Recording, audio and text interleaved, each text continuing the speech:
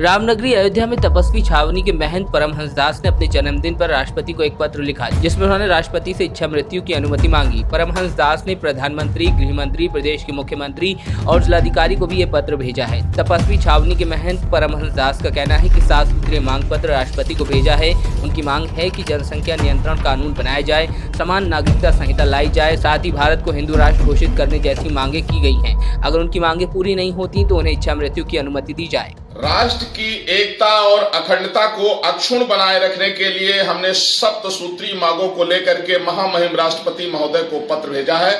जिसमें सबसे पहले जनसंख्या नियंत्रण कानून बनाया जाए, समान नागरिक संहिता लागू हो, भारत को हिंदू राष्ट्र घोषित किया जाए, सभी बेटियों की केजी से पीजी तक शिक्षा मुक्त हो, रामचरितमानस को राष्ट्रीय ग्रंथ घोषित करके और विविध पाठ्यक्रमों में अनिवार्य किया जाए, और साथ ही साथ में जो है गोवंश को राष्ट्रीय धरोहर घोषित करके ग्राम स्तर पर गौ सेवा सुनिश्चित हो, और जितने बेरोजगार हैं सबको योग्यता के आधार पर रोजगार दिया जाए। और हमने ये भी मांग किया महामहिम राष्ट्रपति महोदय से कि यदि राष्ट्र हित में अगर हमारी 7 बातों को अगर न पूरा कर सके तो हमें इच्छा मृत्यु का आदेश दें, क्योंकि मैं नहीं चाहता हूं कि जो स्थिति भारत की मुगल काल में थी, जिस तरह से आजाद भारत के बाद भी कश्मीर में मानवता का नरसंहार हुआ और वेस्ट बंगाल में आज भी जिस तरह से गायों की खुलेआम हत्या हो रही है,